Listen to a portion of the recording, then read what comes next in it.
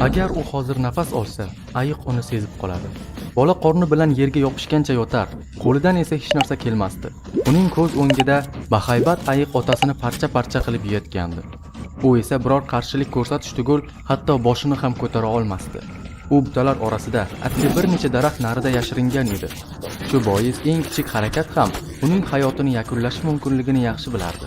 Bu gigant hayvon uni ko'z ochib yumguncha quvib yetishi va otasiga qilgani kabi o'zini ham bemalol yo'q qilishi mumkin edi.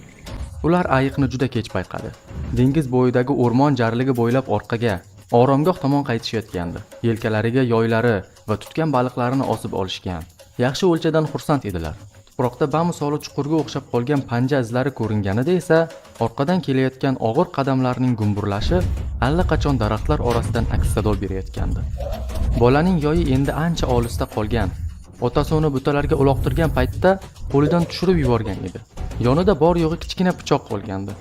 Lekin u bilan bu jirkanch maxluqni qalin va yog'li terisini teshib bo'lmasligini tushunardi. Uni hozir himoya qilayotgan yagona narsa yelkasiga tashlab olgan charm yopinchiq va qabila oqsoqolining to'qilgan libosi xolos. Ayiqning birgina zarbasi va u shunda birdan yengil bir shabada uning sochlarini silkitdi. Shamol oldindan emas, orqadan esayotgandi. Endi uning hidi va qo'rquvi to'g'ridan-to'g'ri ayiqning tumshug'iga borayotgandi. Bola qo'llarini loyga botirib, boshini ko'tarmasdan hayvonni ko'zdan qochirmadi. Ayiqning tumshug'i qimirladi va yana qimirladi. U boshini yarmigacha burib havoni hidladi. Balki unga ahamiyat bermas. Ayiq allaqachon yana ovqatiga qaytayotgandi. Bola yengil nafas oldi. Shu payt bir shoxcha qars etib sindi. Ayiq g'azab bilan o'kirib, boshini changallab orqaga o'girildi.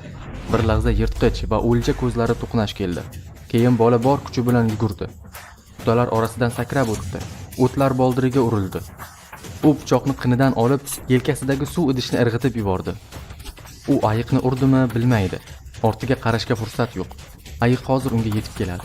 Oldinda qalin daraxtlar orasidan tushayotgan quyosh nuri ko'rindi. Jarlik. Agar o'sha yerga yetib ola olsa, ehtimol pastga tushib, yo'q, vaqt yo'q. Buning ustiga ayiqlar yaxshi suzadi, yaxshi tirmashadi, yaxshi yuguradi. Bolada qolgan yagona umid undan yaxshiroq sakrash. Qabiladagi boshqa bolalar bilan qirg'oq bo'ylab ko'p jarliklardan sakragan, lekin hech qachon bu tomonlarda emas. Bu yerda toshlar ko'p, suv sayoz joylar ham. Orqasida 4 ta ulkan panjaning gursullagan ovozi tobora yaqinlashmoqda. Bola hatto ayiqning issiq nafasini ensasida sezayotgandi. Endi ortga yo'l yo'q. Daraxtlar chetga ochildi. Quyosh badanini kuydirdi. Ayiq changali yelkasini kesib o'tdi va bola o'zini havoga tashladi. Shamol uni ko'tardi. Havoda yengillik shunchalik kuchli ediki, hatto quvonchdan kulgisi kelgandek bo'ldi. Ammo keyin pastga qaradi. Jarlik u o'ylaganidan ancha baland ekan. Tananing og'irligi uni oldinga uloqtirdi. Lekin uni to'g'ri tusha olmaydi. Pastda esa qirrali toshlar juda ko'p. Bola ko'zlarini yumdi va dengizga otildi. Butun nafasi birdan ko'ksidan chiqib ketdi. Tizzasi suv ostida qattiq bir narsaga urildi. To'lqin uni qirg'oqdan uzoqlashtirib, chuqurlikka tortib ketardi. Ko'kragida havo bo'lmagani uchun suza olmay, bor kuchi bilan talpina boshladi. Ko'zlari hanuz yumilgandi.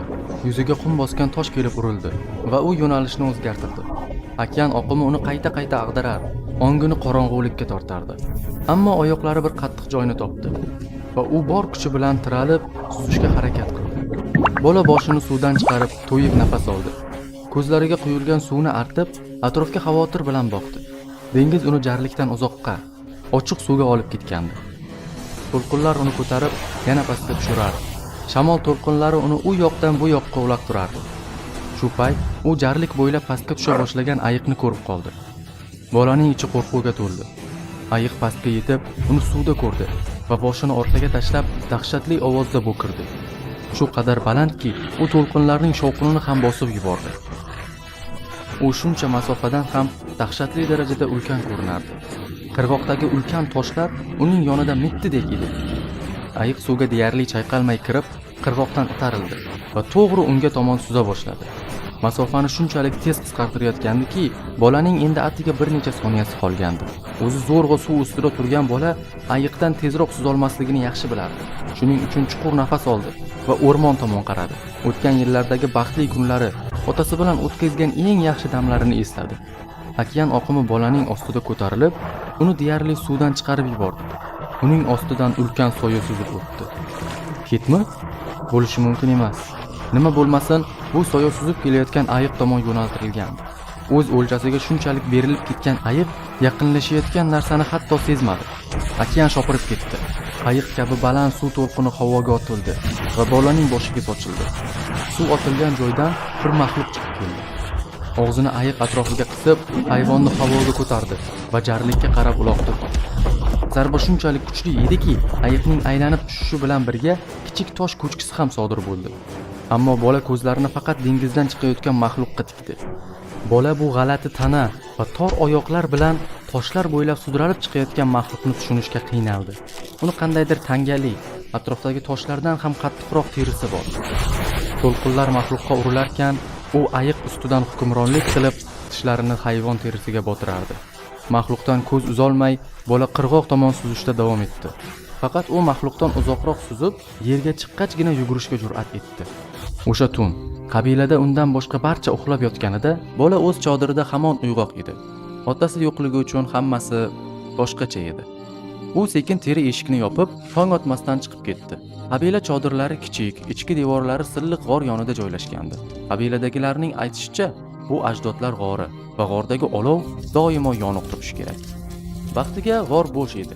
Bola devorga hayrat bilan tikildi. Hayvonlar, ovchilar, onalar, shamanlar, xudolar va o'rmonlarning barmoq bilan chizilgan tasvirlari deyarli butun devorni qamrab olgandi. Faqat burchakdagi bitta joy bo'sh qolgan. U yerda bo'ronli dengiz ostidagi toshli jarlikning barmoq bilan chizilgan rasmi bor edi. Bola devor yoniga o'tirdi va chizishni boshladi. Dengizdan chiqib kelayotgan dahshatli maxluq. Angali terisi esa har qanday toshdan qattiqroq. Va tamom. Barmoqlar bilan chizilgan rasm orqali shuncha narsani bilib oldingmi? Arxeolog g'or atrofidagi tadqiqotchilar guruhiga burildi. Devorlar bo'ylab ultra binafsha chiroqlar o'rnatilgandi. Tosh ustidagi ko'k va binafsha tasvirlar paydo bo'lishi bilan arxeolog ming yillar oldin shu g'orlarda yashagan qadimiy ajdodlarning ruhiy hayotiga hamdardlik bilan qarashdan o'zini to'xtata olmadi. Savolni esa professor bergandi. Sovuq qiyofali, 6 futdan balandroq, olovrang sochli ayol. Bola uchun ilmiy xodimdan ko'ra harbiy yetakchiga o'xshardi. Va u bilgani shular.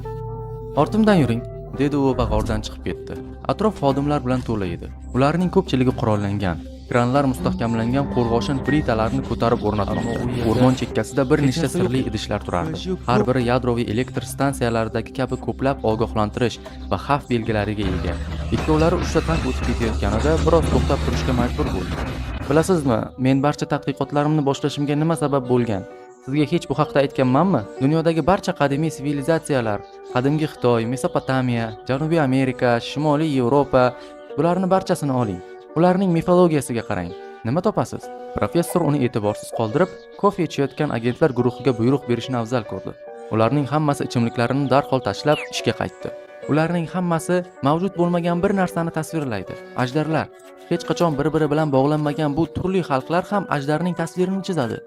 Professor jarlik chekkasida to'xtadi. Ikkovlari turgancha oldinda cho'zilgan keng okeanni kuzatishdi.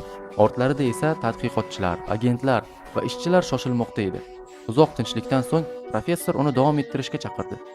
Diniy kitoblarda Xudo olamni 7 kunda yaratgani aytilgan. Xo'sh, 5-kunda nima sodir bo'lgan? Professor sochlarini ko'zidan surib qisqa javob berdi. Dengizdagi barcha baliqlar va qushlar yaralgan. Faqat bu emas. Yana bir manbada u Levitanni ham yaratgani aytilgan. Tubsizlikdan chiqqan, dunyo bilan bir yoshdagi ilonsimon maxluq. Biz shunga duch keldik deb o'ylaysizmi? Ehtimol, balki undan ham dahshatlidir. Kun tushganda tayyorgarlik tugadi. Ulkan proyektorlar navbatma-navbat yoqildi va yuqoridagi qopqog'i ochiq ulkan po'lat sandiq yoritildi. U qurollangan agentlar, katta to'r otish qurilmalari va bir nechta tanklar bilan o'ralgandi. Arxeologning nazarida bularning hammasi biroz ortiqchadek ko'rindi. Rasmiy ravishda u bu yerda bo'lishi kerak emasdi. Lekin shoshilinchda qo'lga olish maydonini tayyorlash chog'ida hech kim uni qolib ketganini payqamadi. Bir necha 100 metr masofadagi kuzatuv platformasidan u barchasini durbin orqali kuzatib turardi. Suv ustida kranlardan biriga osilgan holda filning jasadi turardi.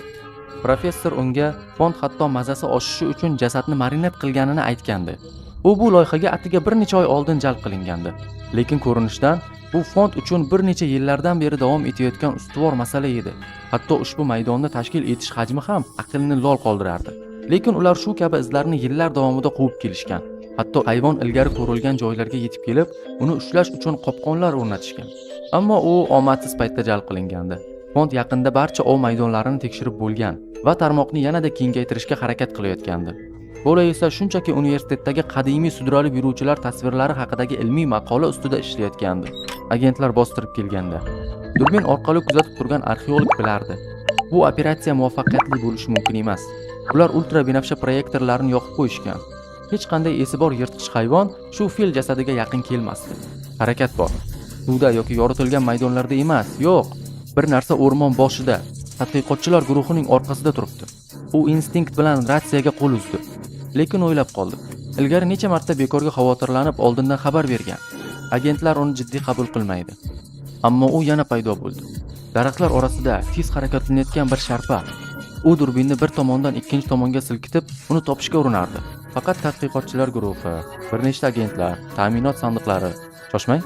Bir necha soniya oldin ular ko'proq emasmidi? Yaqinroq qaradi. Kimdir yo'qolibdi. U ratsiyaning tugmasini bosdi. Janubiy kuzatuv guruhi, hisob bering. Jimlik. Janubiy kuzatuv guruhi. Ichida jiddiy bir bezovtalik paydo bo'ldi.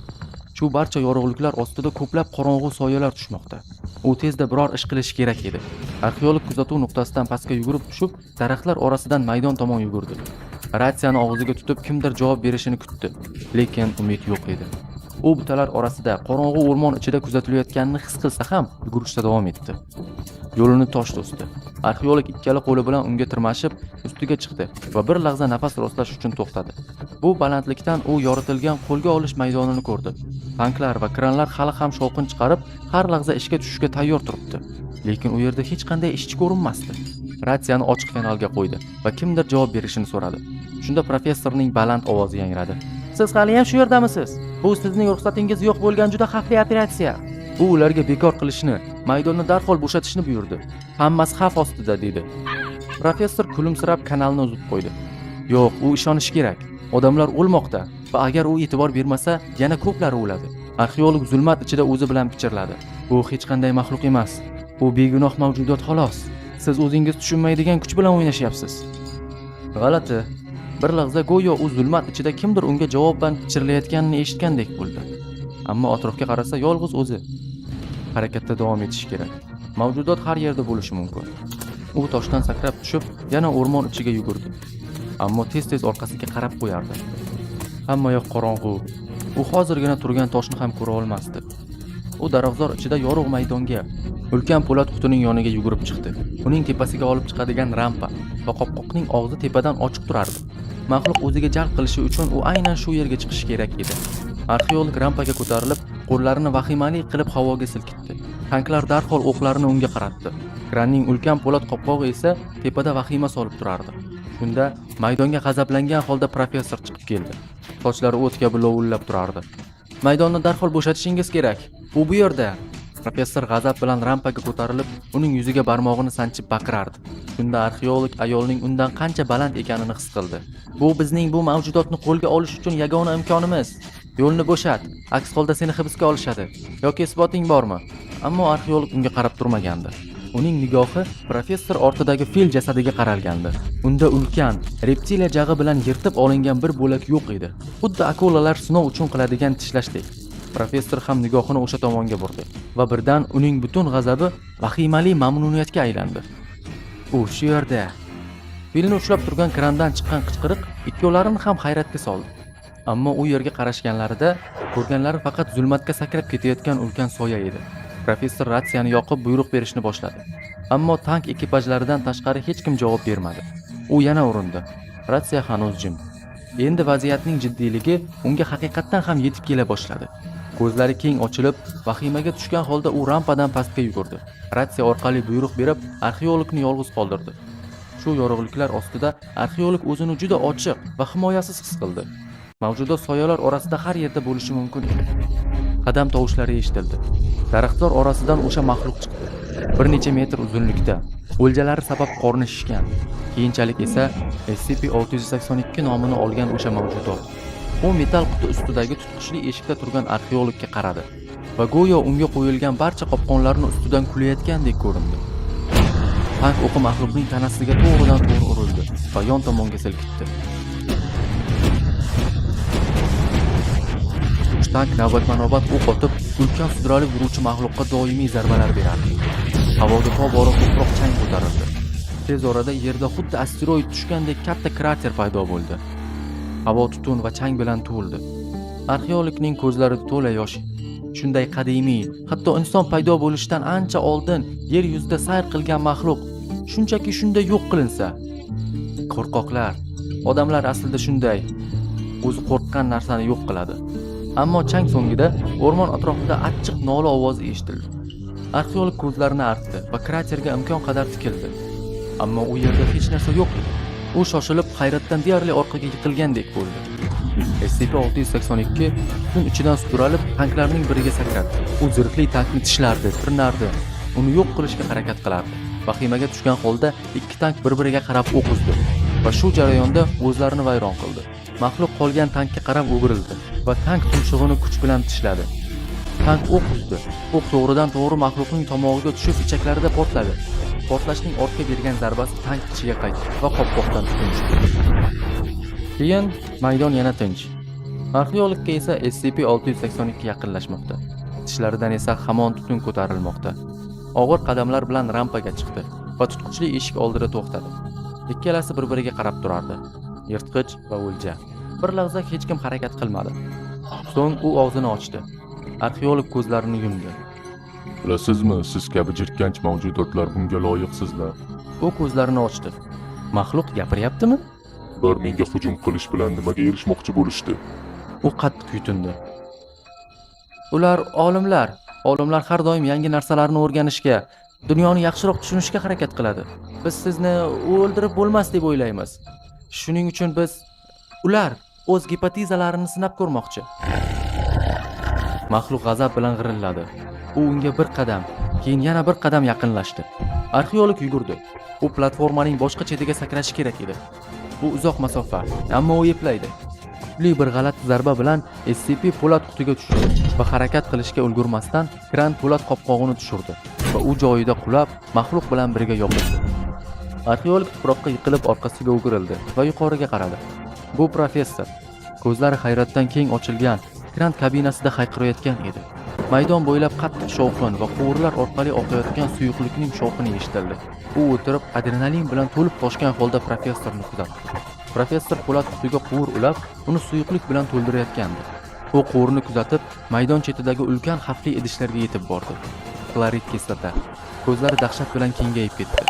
Professor unga kuldi. "Bo'la qol, kayfiyatingni ko'tar. Biz faqatgina gipotezani sinab ko'rayotgan olimlarmiz deb o'ylaganmiding?"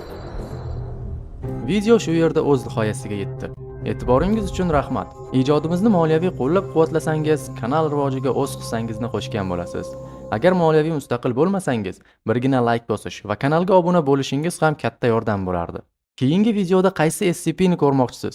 Izohlarda yozib qoldiring. Keyingi videoda ko'rishguncha, xayr.